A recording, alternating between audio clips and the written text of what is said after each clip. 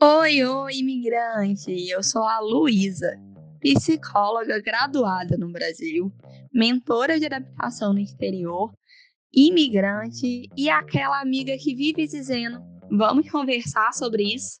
Você está ouvindo o Prosa Migrante, um podcast para quem trocou de país, mas acabou se perdendo um pouco de si no caminho.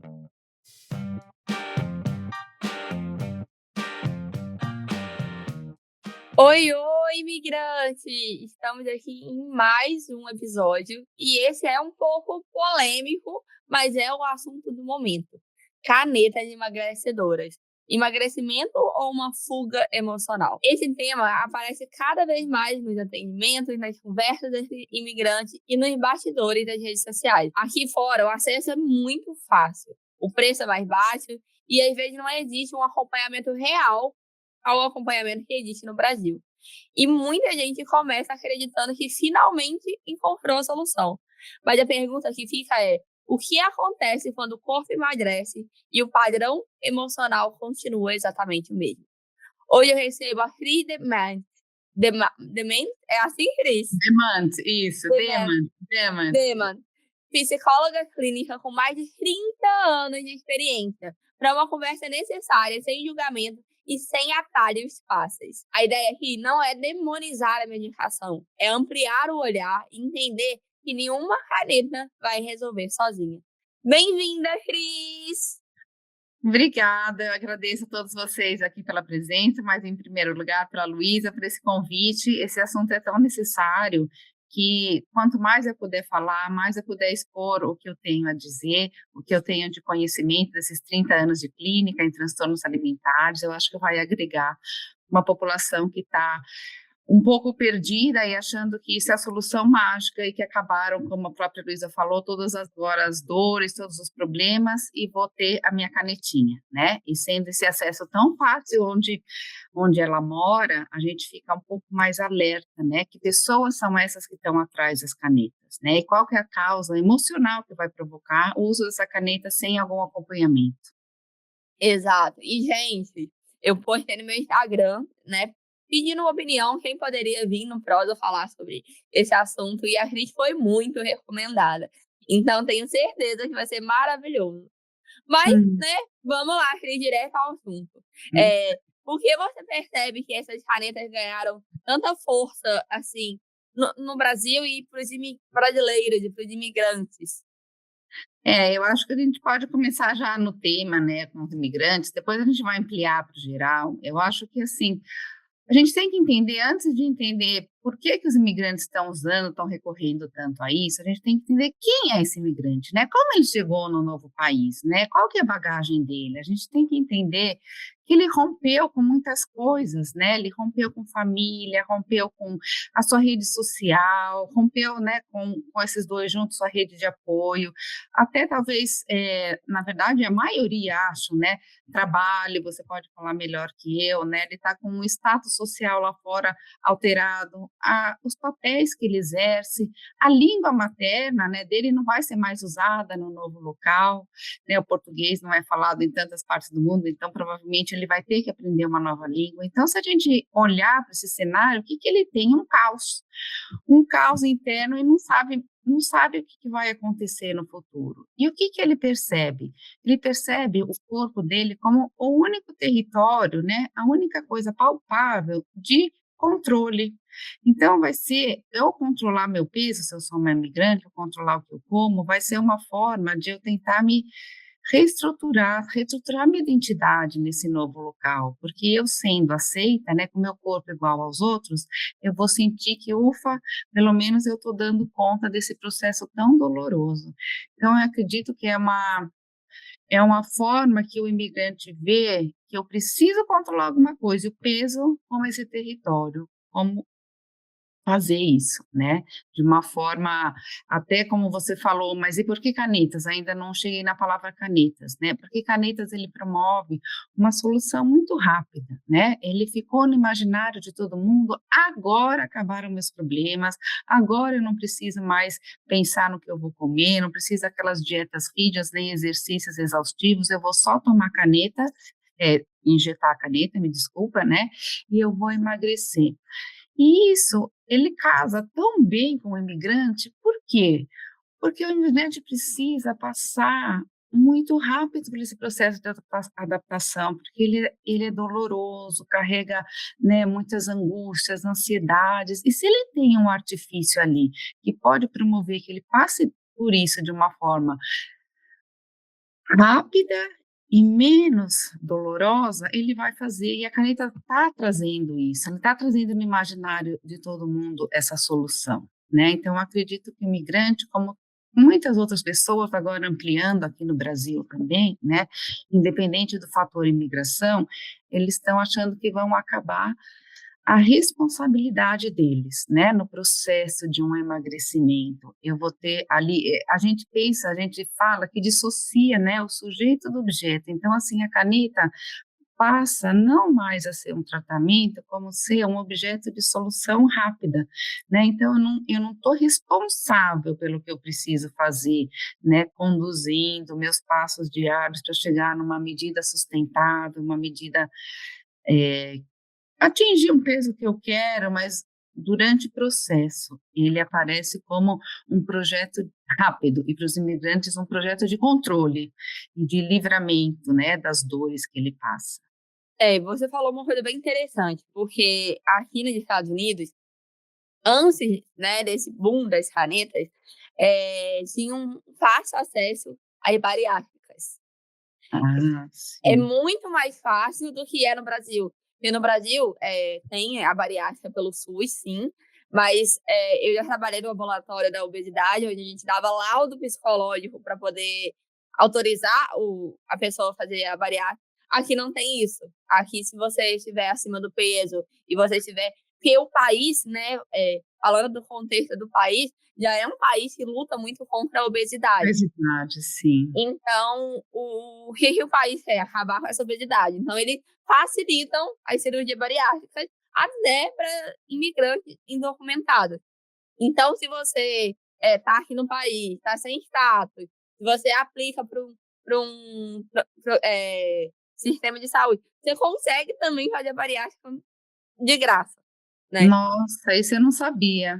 Então, antes, né, de chegar às canetas, o boom das bariátricas, pelo menos na minha comunidade brasileira, que eu, né, já era muito grande. E eu sempre me questionei, gente, beleza, a bariátrica tá aí, mas você tá fazendo acompanhamento? As pessoas, não, aqui a gente chega lá, faz os exames médicos e pronto. Hum. Então, não tiveram esse acompanhamento. Então, eu acho que o imigrante, ele, nesse sentido de acompanhamento, quando se fala de saúde mental, na questão do emagrecimento e na obesidade, ele é meio órfão, né, de falar sobre a saúde mental que acompanha junto. Sim, sim, eu acho muito interessante isso que você trouxe, porque no Brasil a gente está com um olhar mais voltado, sim, para o emocional, para o psicológico, mas ainda tem grande porcentagem que, assim como você, eu também faço laudo, né, para ver se a pessoa é elegível ou não à bariátrica. Agora diminuiu a procura já com essa busca desenfreada pelas canetas, mas na época era muito grande também, e eu acredito que uns 60%, né, dos meus candidatos à bariátrica, eles estavam ali para o laudo só porque eles queriam a bariátrica, mas a partir do momento que eles conseguiam a cirurgia, eles não seguiam o acompanhamento recomendável, né, com um psicólogo, porque isso é muito delicado, né, a gente vai falar mais tarde, talvez, ou agora, a gente, é um bate-papo, né, sobre o deslocamento também de sintomas, né, a delicadeza que é você não ter um acompanhamento psicológico em tudo isso. A OMS, ela fala, né, Cris, que a tendência de quem fazia bariátrica era de até 2 anos você recuperar o seu peso ou dobrar. Então, quando a gente fala de laudo, de acompanhamento, é isso. Você vai passar por uma cirurgia, né? Ou senão você vai injetar no seu corpo, né, lipídios, para você emagrecer. é legal você manter aquilo, né, a longo prazo. Então, Com certeza. então o acompanhamento psicológico vem nisso, nessa questão de como você vai manter o resultado que você teve. Exatamente, exatamente. Também para evitar, né, até inclusive fazer um processo preventivo de evitar esse reganho de peso, né, de entender, de lidar com as emoções de outra forma, né, já que não pode comer, aí a pessoa vai recorrer a outras coisas, ou senão ela vai tentar muito, delicado quando a pessoa não lida bem com as emoções, ela vai dar algum jeito, né, de burlar o próprio sistema delas, o próprio sistema autoimune, o próprio sistema metabólico, né? Ela vai tentar fazer alguma coisa que ela vai conseguir comer de uma forma ou outra, e isso vai começar a dar o ganho de peso, ou comer em várias pequenas porções ao longo do dia, mas são coisas que, né, a gente tem que ter um acompanhamento médico, psicológico, A gente entendeu? fala muito do acompanhamento multidisciplinar, né, Cris? Exato. E o que você acredita que, seria o ideal? Vamos supor, uma pessoa que está ouvindo a gente aqui agora, ela está tomando a caneta e ela é imigrante. Ela está tomando por conta própria, comprando aleatoriamente. O que Sim. você sugere que ela faça? Olha, em primeiro lugar, eu sugiro que seja atendida multidisciplinarmente.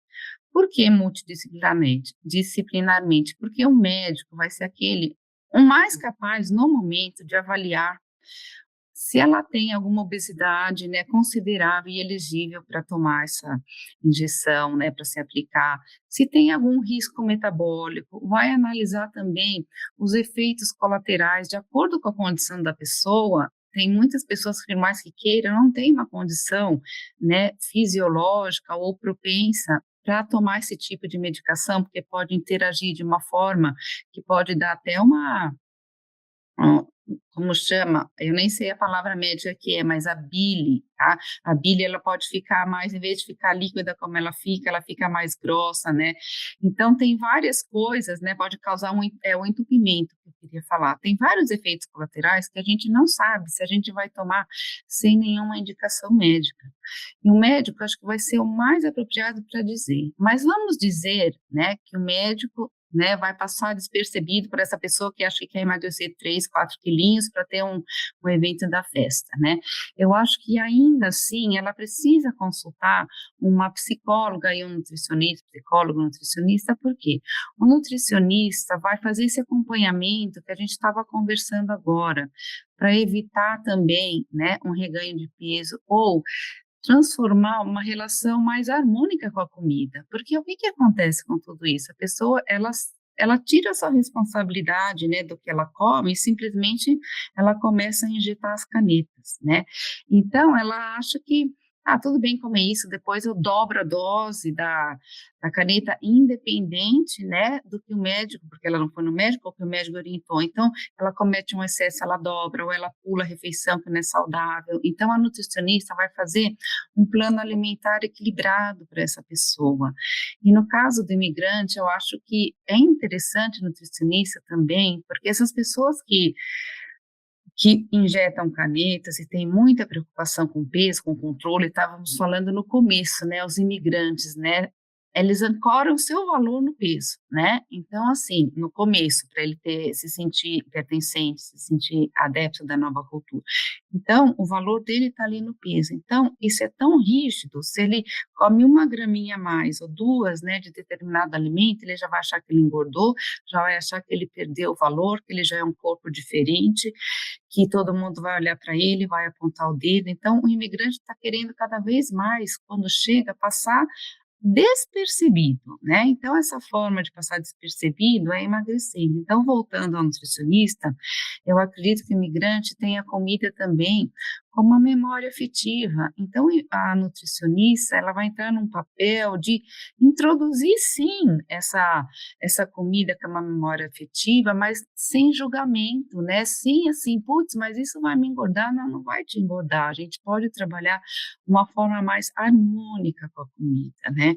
E o nutricionista também vai ver as deficiências alimentares, se a pessoa tem ou não tem. Então, eu acho que o nutricionista também é de fundamental importância, ajudar a entender os sinais de fome, sinais de saciedade, porque com a caneta a gente, infelizmente, não vou aqui falar sobre a eficácia ou não da caneta, mas um dos efeitos que acontece, a gente perde, tá, a nossa sensação interna de fome, de saciedade. Por quê? Porque ela é induzida pela caneta. Então, a nutricionista serve também para prevenir, para quando não tiver com a caneta, a pessoa saber, né, qual que é meu sinal de fome, qual que é meu sinal de saciedade, quanto eu preciso comer dessa comida para estar satisfeito, como eu me sinto depois. Então, tudo isso é um trabalho nutricional que é muito importante fazer. E principalmente para não perder só massa magra, né, Cris? Justamente, É você justamente. comer a quantidade de proteína ideal para o seu corpo, para que você não perca muita massa magra, para que você perca gordura e não a massa magra. Perfeito.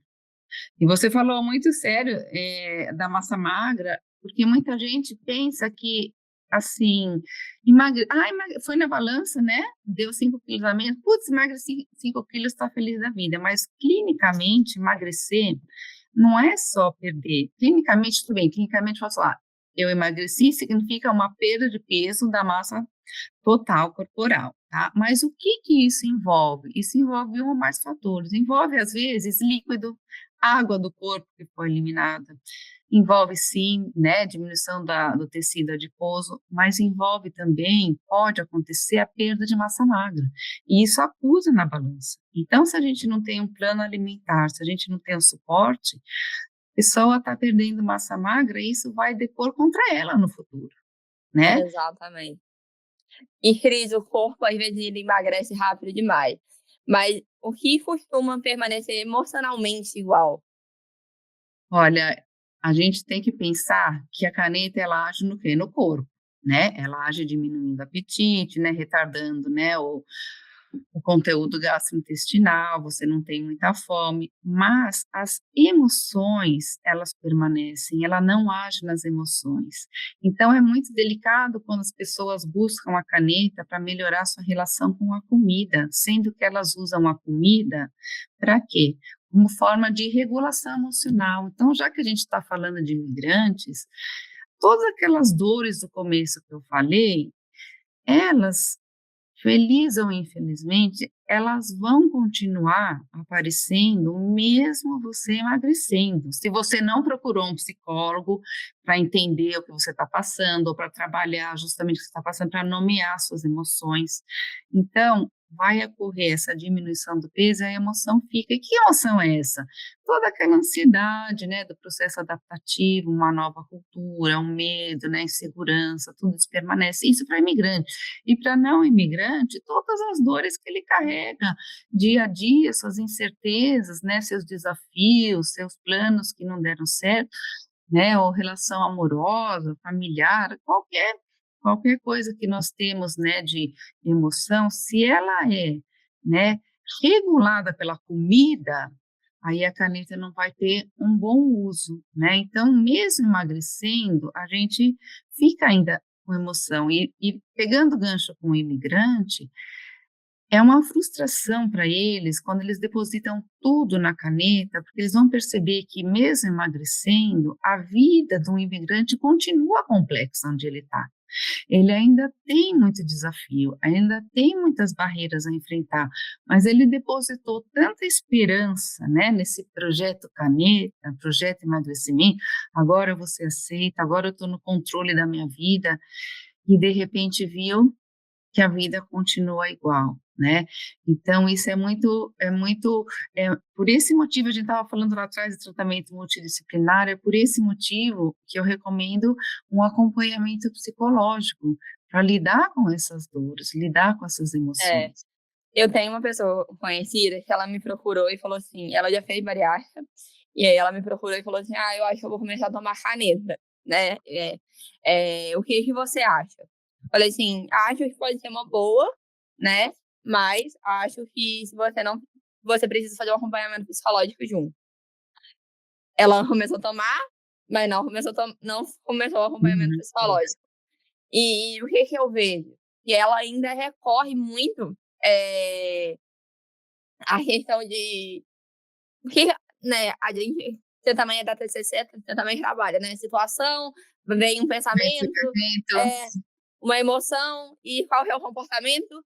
Comer, né? É o comer emocional, né? Sim. E aí come, ela não tem vontade de comer um ovo, um whey, ela tem vontade de comer um doce, uma coisa gostosa, né?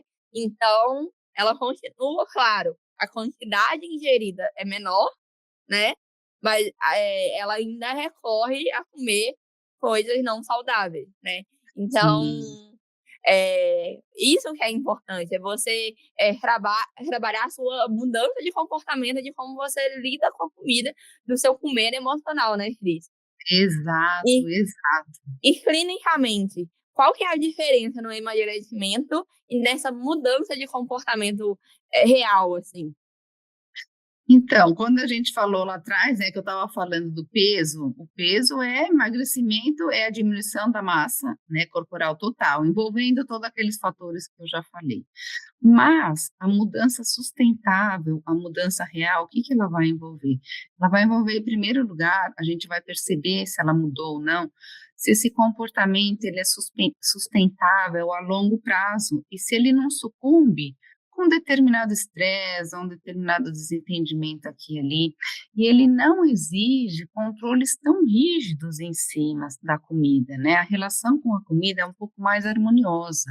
Aqueles pensamentos, a gente estava falando de TCC, de pensamento, né? O que gera isso, que os pensamentos, eles não são tão preto no branco, né, quando a gente faz um acompanhamento, né, quem não faz acompanhamento geralmente tende a ter aqueles pensamentos inflexíveis, tanto para comida quanto para corpo, então a gente percebe se a mudança houve, que ele está mais harmônico com os pensamentos, ele é mais flexível, como por exemplo, se a gente for falar do tema comida, arroz engorda, agora carboidrato após as 5 da tarde não pode, então é uma rigidez, né, cognitiva, ele passa a entender que, por exemplo, naquele dia, naquele momento, faz parte comer aquele arroz, ele está em família, então essa rigidez vai diminuindo, a relação com o corpo dele, ele vai tratar o corpo não mais como inimigo, como algo a ser domado, eu preciso domar esse corpo vai, eu tenho até uma paciente que fala, esse corpo não me pertence, né, que ela trata com tanto ódio que, assim, enquanto ela não tiver no peso, ela nem se olha no espelho. Então, é essa coisa também que acontece. O tratamento que você dá para o seu próprio corpo, ele é bem diferente. Quando a mudança é sustentável, você tem uma relação mais de autocompaixão com o corpo. Não que você vai se estacionar, que você está ok com esse peso, você ainda vai querer emagrecer, mas o olhar que você faz durante o processo para esse corpo é diferente do que como inimigo. Então, são vários detalhes, assim, que a gente percebe mais harmonia, né? Uma coisa mais suave em relação ao corpo e à comida. Sim. O que eu vejo também, Cris, são pessoas que chegam e usam a caneta, emagrece, param de tomar, recuperam peso, né? Porque não mudou o padrão comportamental, e aí começa a tomar de novo e vira um ciclo. E hoje eu já tenho visto debate na internet, e eu ainda não pesquisei, então eu estou perguntando como curiosa mesmo, que as pessoas têm falado de tomar a caneta o resto da vida. Qual que é o efeito disso a longo prazo? Então, primeiro tem uma coisa muito emocional. Se você falou que ela realmente engordou de novo e vai tomar caneta, é um caso. Mas essa tem muito medo. As pessoas criam uma ansiedade muito grande. Depois que inicia o uso da caneta, uma ansiedade muito grande no tipo de que acha que vai perder o controle. Se ela parar de tomar a caneta, ela vai perder o controle da situação, não vai mais conseguir comer por ela mesma aquela quantidade bem diminuta que acontece quando você toma a caneta. Então, isso vai causar uma dependência da caneta, não só real quanto emocional também. E essa da caneta que você falou das pessoas, né, que emagrecem, vão tomar para sempre, eu ainda bato na tecla que se elas trabalharem psicologicamente o que as está fazendo comer, né, engordar, eu acho que a gente pode ter um tratamento a longo prazo com caneta e com acompanhamento psicológico que tende a reduzir a necessidade dessa caneta, né? Porque se a gente falar uma coisa para sempre é uma coisa muito sofredora, né? E também custosa. Você falou que aí é mais barato. No Brasil ainda está caro, né? O Monjaro agora, que está mais caro da época do Ozempic, porque ele age também em outro componente, não age só em um, age em dois componentes. Eu conversei com um médico ontem, curiosamente, né, que eu vinha conversar com você sobre isso, e ele falou que já está em pesquisa uma terceiro tipo de caneta que age em 3 componentes, né, que vai ser como se fosse a bariátrica injetável, assim. Então, quer dizer, as pesquisas estão dizendo que, assim, agora que a caneta chegou, ela veio para ficar. Então, é por isso que a minha preocupação é muito grande se a pessoa não está fazendo acompanhamento multidisciplinar para poder usar essa caneta. Eu acho que hoje, mais do que nunca, o psicólogo que se especializa, né, em comportamento alimentar, ele está em alta, ele vai ser necessário. E Vai. essa terceira caneta que você está falando, já existe pessoas aqui dos Estados Unidos contrabandeando essa terceira caneta, Meu Deus. vendendo mais barato, que ainda não é permitido. Eu sei que for permitido, vai ser mais cara. Agora, uma pessoa que está desesperada, ela vai tomar uma coisa que ainda não foi aprovada. Né? Total. Eu não sabia que já estava aí contrabandeada, porque eu sei que foi aprovada já, né? Essa caneta já em humanos, tudo, os testes todos, só está esperando para ser lançada aqui no Brasil há pouco tempo já vai ser lançada, mas imagina o preço também que vai vir, né? E você falou uma coisa bem interessante, né? Como que isso virou uma questão. A gente estava conversando disso antes de começar o episódio, e você me contou que tá virando, né, uma máfia, assim, né, Cris? Conta pra gente. Então, um pouco antes do episódio, a gente estava conversando sobre essa febre das canetas. Ela me contou muito como está nos Estados Unidos, e eu contei no Brasil que depois dessa caneta ter sido, entre aspas, né, viralizada, mas não é vírus a palavra, a gente está falando em medicina, mas ela ter esse uso, né, ampliado por tanta parte da população, mesmo a população que não pode pagar, ainda quer usar, que ela virou contrabando aqui no Brasil. E isso impactou o quê? As farmácias, né, com medo de assaltos, que as farmácias estavam sendo assaltadas para levarem esses medicamentos e depois vender no paralelo.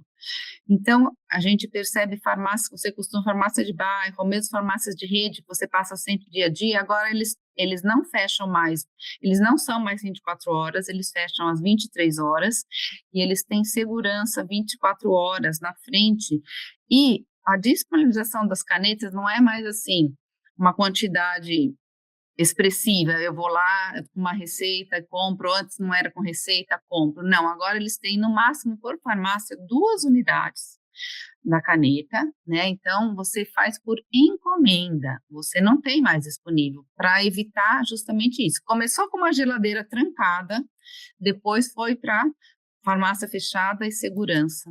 Então, assim, tá, para chegar nesse nível, imagina, né, a população, um número de pessoas que está atrás disso. Cris, eu já vi, antes eu via muita questão de distorção da imagem, né? E eu acredito que agora isso deve estar muito maior, né? A questão de, porque você começa a emagrecer, né, com a caneta e você nunca acha que está o suficiente. Explica para uma pessoa que está ouvindo a gente, que é uma pessoa leiga, o que é distorção de imagem, né, e os sintomas disso. Sim, então a distorção de imagem, o que acontece? A pessoa, ela não se enxerga exatamente como ela é. Mas isso não é porque ela quer, não é má vontade, não é frescura, ela realmente não se enxerga como ela é, porque ela tem uma percepção de que o corpo dela é de outro tamanho, ou porque num passado ela já foi, ou porque ela sofreu, talvez durante o crescimento, o desenvolvimento dela, sofreu algum bullying, alguma questão que levou ela a acreditar que ela fosse gorda ou que ela fosse maior do que ela é, então ela carrega essa imagem interna. Essa imagem interna, ela é para ela refletida no espelho. Então, essa pessoa, ela está mais vulnerável ainda a essa moda, não vou dizer moda, me corrija, ao uso das canetas, né? A essa tendência que é todo mundo usar as canetas. Por quê? Porque a magreza, ela está sendo cada vez mais, né, requisitada. Então, antes um peso X já não é mais um peso X, chamar a pessoa do peso X magra. Hoje, essa pessoa do peso X já é considerada gorda. Por quê? Porque hoje tem artifícios como caneta para você emagrecer mais. Então, você está fazendo a população se ver, né, que é necessário, isso que está pairando no ar, né, que é necessário estar cada vez mais e mais magro. Então, uma pessoa que já tem uma distorção corporal, se ela já se enxerga maior que ela é, independente dela ser ou não ser gorda ou magra, imagina com essa pressão da sociedade que você precisa estar numa magreza quase absoluta, né? E outra ainda, eu acredito que tem muito julgamento quando a pessoa não está nessa magreza absoluta, pô, né? Aquela famosa falta de força de vontade, ou se não, falta de investimento. Pô, tem dinheiro aí, vai, toma caneta, você vai ficar gordo como você está. Então, tem muita cobrança, e para quem tem a distorção, ainda é pior. Né? Ainda é muito delicado isso, né? Porque se antes ela achava que ela precisava emagrecer um pouquinho aqui na barriga, um pouquinho na coxa, agora com essa ditadura da magreza cada vez mais acirrada, né? Já que tem essa ferramenta, essa caneta, aí ela vai precisar emagrecer muito mais, já não é mais a barriguinha e a coxa que incomoda. Agora é o rosto, né? Agora é o braço. Então está provocando também, né? Uma culpa, eu acredito, em quem não está num peso dado, como se diz, um peso bom, um peso magro. Uma culpa, por que eu não estou assim? Exato. E você falou uma coisa bem interessante. Se você está numa comunidade onde está todo mundo tomando, está todo mundo emagrecendo, você vai se sentir muito fora dessa bolha, né? E como nós, seres humanos, a gente tem a necessidade de pertencer, muitas das vezes as pessoas que nem querem tomar, elas se veem meio que forçadas. Eu vou ter que tomar isso também, não só eu vou ser a gorda da rodinha, né? Nossa, E, você diz tudo isso. e aí ela acaba tomando para ser aceito. Já vi gente falando, olha, vamos tomar, uai, tá todo mundo tomando, vamos emagrecer também. Mas a pessoa, né, cada uma tem a sua demanda, tem a sua necessidade. Então a gente não pode impor isso às outras pessoas, né? Como você falou, cada um tem a sua necessidade, não é igual para todo mundo, e o peso, para uma pessoa, pode ser importante estar num peso X, Y, Z, mas para outra, tem outras questões da vida que ela prioriza mais, então a gente não pode colocar tudo no mesmo padrão, né?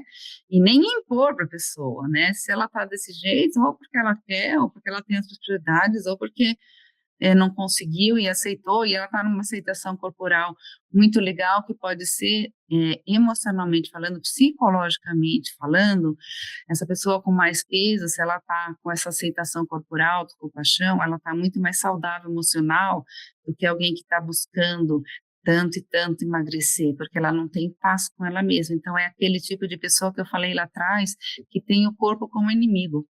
Então, tendo o corpo como inimigo, qualquer ferramenta que aparecer aí para, né, domar, controlar, é aceito por essa pessoa. Exato. Cris, a gente tem um quadro aqui que chama Cilada Migratória. E eu preparei Não a me cilada. ponha em cilada, hein? E o imigrante tem muito essa cilada pra gente comentar. Eu acho, né, você mora no Brasil, então você não vai ter essa cilada pra contar pra gente. Mas eu imagino que você tenha muitos casos e possa compartilhar com a gente. Que é o imigrante de se colocar, se eu emagrecer, a minha vida vai entrar nos trilhos. Isso é uma cilada, né, Cris?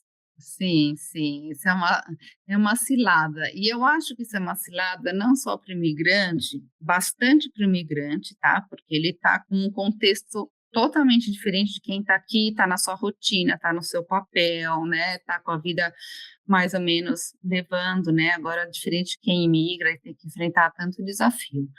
Mas eu acho que é uma cilada, se eu emagrecer, tudo vai resolver, quando ele ancora o valor dele no corpo.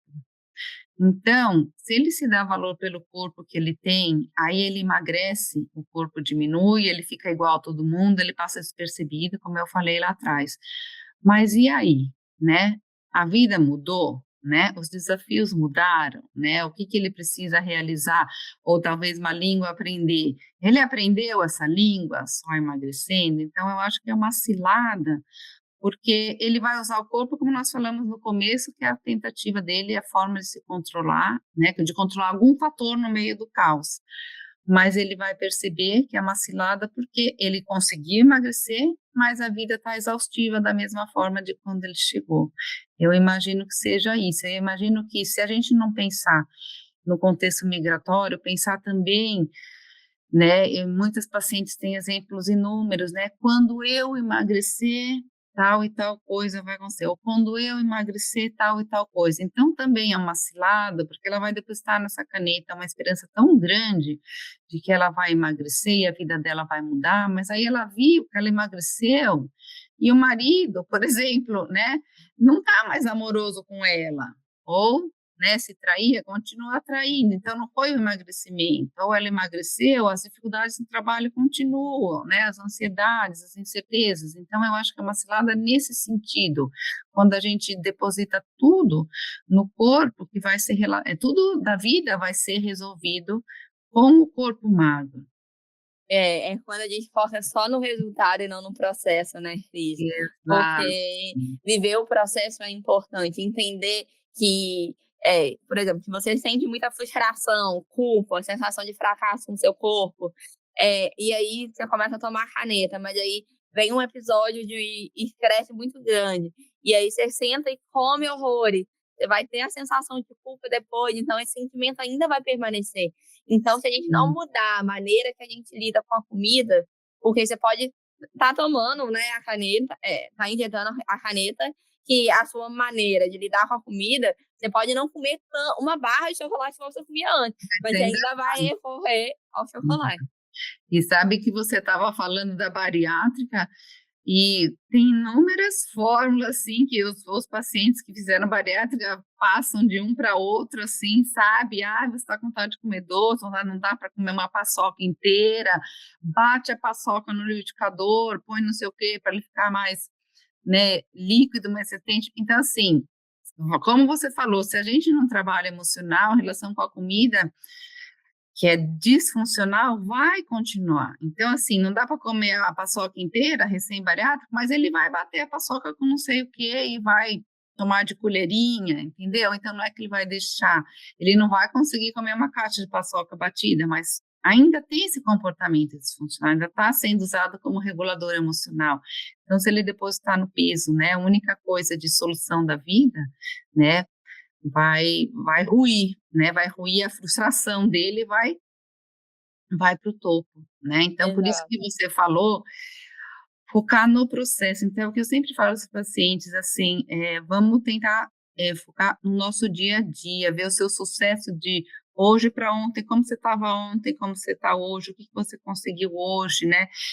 Deixando o processo mais interessante, o processo mais motivante do que só o resultado. Se ele passa despercebido pelo processo, ele tem só o resultado, aí a queda é muito maior, né? Sim. Cris, você acredita que a caneta virou uma muleta emocional? Olha, eu penso, em parte penso que sim, por quê? Porque a gente já falou que até o processo do emagrecimento, a pessoa está muito ocupada com isso. Ela põe como um projeto, por exemplo, a imigrante pode até ser chamado exageradamente ou não, projeto de vida. Para me adaptar aqui, eu vou ter que emagrecer. Então, o que que ela faz? Ela se ocupa, né? Ela cria um plano de emagrecimento, né? Ela investe na caneta, ela pensa o que que ela vai comer, ela se inscreve em academia, ou ela contrata, né, alguém para fazer comida, que roupa ela vai vestir, tudo. Você percebe que a vida dela está inteira ocupada do projeto emagrecimento, né? Então, voltando à sua pergunta, desculpa a pergunta, eu comecei a viajar um pouco, qual que era mesmo? Muleta emocional. Isso. Então, ela vira muleta emocional enquanto a cabeça está ocupada em tudo isso, né, que ela tem que se preocupar, para que esse regime ou para que esse emagrecimento se suceda 100%, ela não vai estar lidando com o que pode aparecer ela está suprimindo algumas emoções. Então, em vez de estar tão empolgada, focada 100% do dia nesse projeto de emagrecimento, ela não olha para sua ansiedade, não olha para sua dor, não olha para sua tristeza, não olha para alguma insegurança que ela está vivendo. Então, eu acho que ela pode ser essa muleta enquanto a gente usa o corpo como projeto, tá? Agora é meu projeto de emagrecer. Então, você deve ter pacientes também, pessoas que você vai conversar com ela, todo assunto que surge, até numa mesa de bar, tá falando da caloria da cerveja ou da porçãozinha que ela vai pedir que tem menos carboidrato, alguma coisa, né? Então, você percebe que esse mundo, né, regime, mundo emagrecimento, povoou a cabeça dela. E isso eu acho que é muleta, no sentido de não entrar em contato. O que que é preciso olhar mesmo, né? O que que tá aí? Tem alguma coisa que dói, tem alguma coisa que me incomoda? Ah, melhor não olhar, deixa eu fazer meu projeto aqui em emagrecimento. Claro que é uma coisa, né, não é aquela assim, eu não vou olhar, eu vou fazer projeto, mas assim, tudo vai acontecendo, né, meio que inconscientemente, enquanto ela está ocupada com uma coisa, não olha para outra. Aí, por isso que eu acho que é uma muleta, porque é doloroso, né? É doloroso a gente olhar para nossas Ansiedade, dores. delicadezas, nossos desafios, nossas ansiedades, né? Então, se e ainda mais quando imigra, né? Isso aí vem ao quadrado, nem quadrado, triplicado, potencializado. Você sabe melhor que eu, né? Qual que é o poder, né? Desse ambiente tão instável que um imigrante vive. Sim. E Cris, o que que o Mindfulness Eating ensina pra gente? O que que é isso, né? O que que trazer um pouco desse assunto aqui também, que é o Mindfulness Eating também é uma técnica muito potente, né? Que pode Sim. ser utilizada. Essa mindfulness, né? Mindful eating, ele vem do mindfulness, né? Que é o estar presente no momento, né? Então, o que que quer dizer com tudo isso que a gente está falando com caneta emagrecedora, estar presente? Enquanto a gente está usando a caneta emagrecedora, a gente está focada no controle de apetite, controle de peso, controle da comida, né? Tá tudo nesse controle e é mensurável pela caneta, quantas doses você vai ministrar, assim, assado. O mindfulness, né, e o mindful eating voltado para a alimentação é estar presente no momento, no sentido do quê? Eu vou ler os meus sinais de fome, eu vou entender qual que é a hora de comer ou quanto de fome eu tenho. E não só isso, mas você comendo, né, você também estando presente, vai saber dizer o quanto desse alimento já está bom para você, já te satisfez. E não só isso, também eu até acrescento mais, que é o depois. O que que esse alimento me provocou? Eu fiquei bem, fiquei empapuçada, eu fiquei sonolenta, eu fiquei super disposta, eu fiquei produtiva. Então, é trazer a presença, trazer a curiosidade, e não muito julgamento sobre essa comida engorda, engorda, isso aqui é fritura, isso é carboidrato, isso é a gente olhar para um prato e ver comida, e não ver calorias, ou não ver grupos alimentares, né? Então, eu acho que isso, com você fazendo isso, você vai mudar a sua relação que você tem com o seu corpo e com a sua comida. Exato. Quando a gente fala sobre a meditação, né, o mindfulness, a gente fala sobre, igual você falou, estar presente. O que que é isso? É você estar consciente na hora de parar para comer. As pessoas acham que a meditação é você parar e você respirar fundo, ouvir um mantra.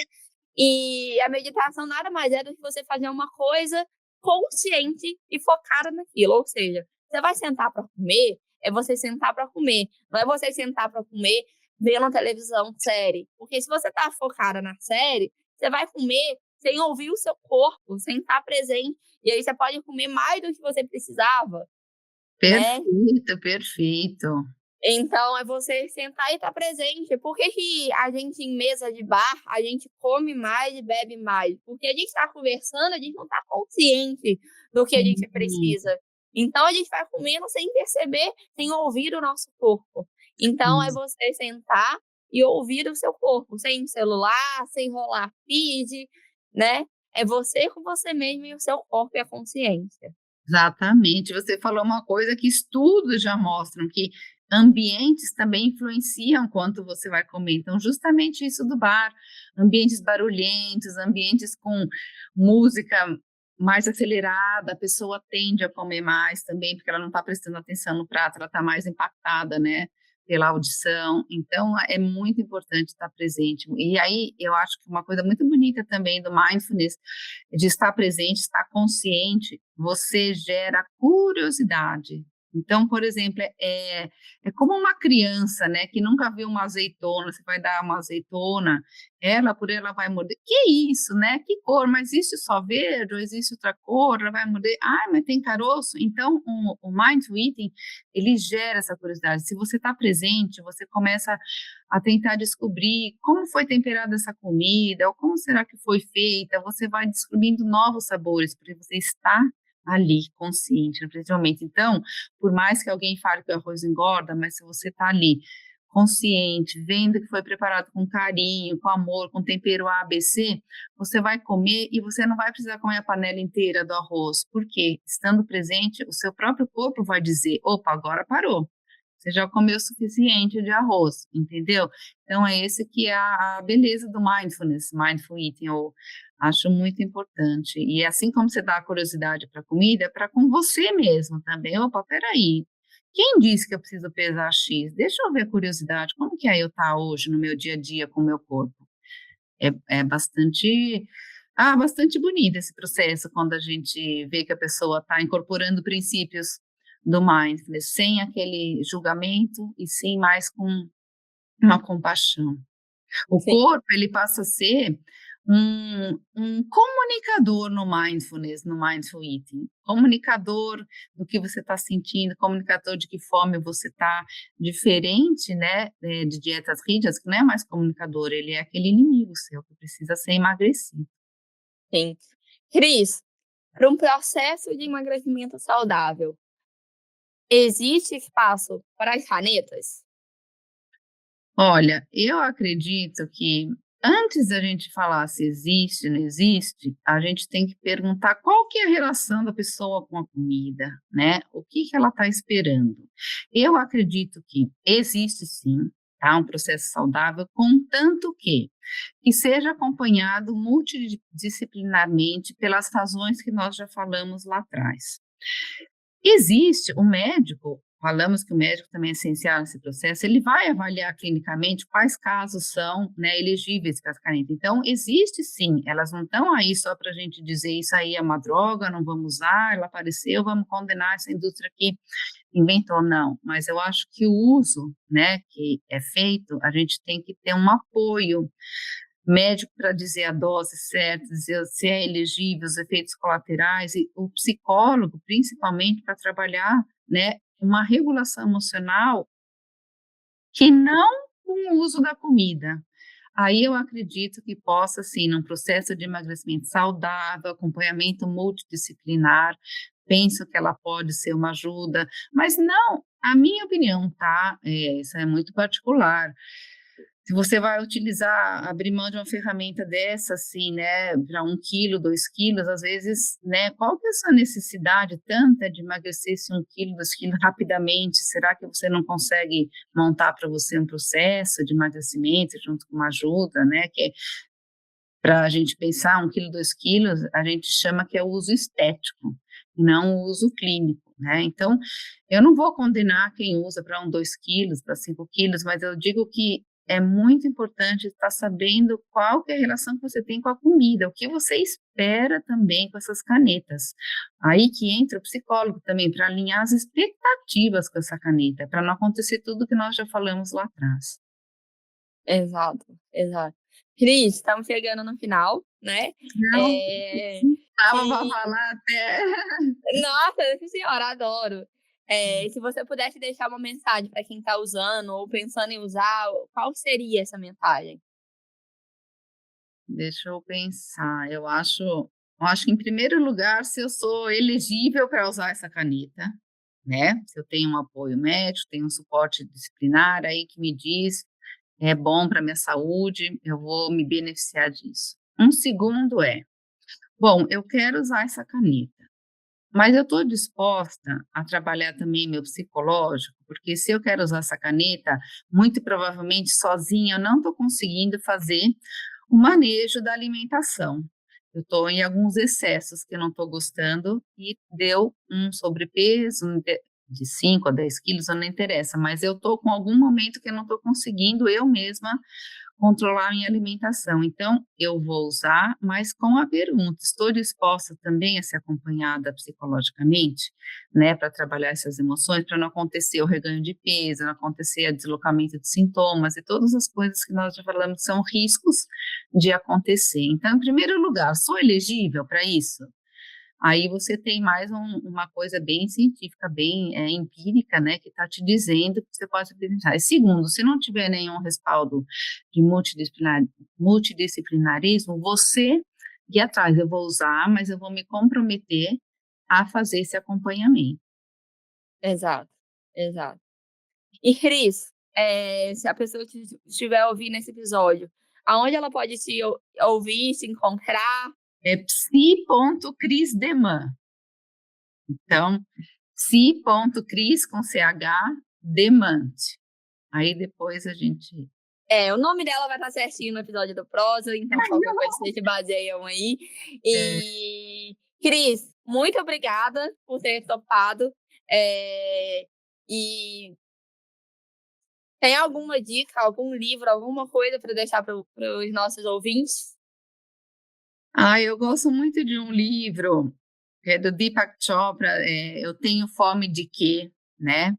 Tem muitos livros também de autocompaixão que eu gosto. Se depois você quiser, eu dou uma lista para você. Eu tenho um outro livro.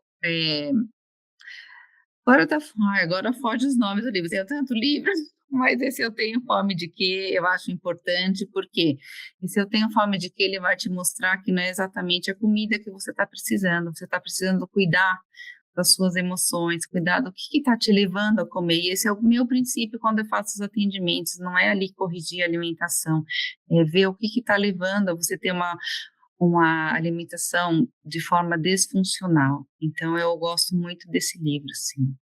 Esse é o primeiro que veio em mente agora. Tem um também da Sophie Deran, Armadilha das Dietas, mas aí não fala tanto da parte psicológica. A parte psicológica é esse. Tem aquele Pense Magro também, né? Pense Magro, que é da TCC, né? Então é muito interessante também, né? É mais prático, mais didático, assim. Mas o que me veio primeiramente foi esse, porque ele leva muito o emocional, fala muito do comer emocional. Qual que é a sua eu nunca li, eu vou ler esse, viu? Essa dica serviu até para mim. Ótimo. Aí você vai ver que são montanhas que você tem que trabalhar antes do que trabalhar um pratinho de comida ou comprar uma caneta emagrecedora, né? Mas eu acho que ele abre muita mente para essas questões. Então, eu estava vendo ali, ó, se alguém quiser, o Instagram é psi.cris, CHRISDEMANT. Psi Cris Deman. E é isso. Cris, muito obrigada. E se você está ouvindo a gente, talvez o problema nunca tenha sido o seu corpo. Talvez seja o cansaço, a solidão ou a forma com que você aprendeu a se tratar. Se esse episódio se lembra de alguém, compartilha, curte e deixe para aqui e deixe o comentário no episódio para a gente saber aonde você está ouvindo a gente. Saúde mental não é um detalhe do processo, é o que sustenta tudo. Até a próxima. Bye!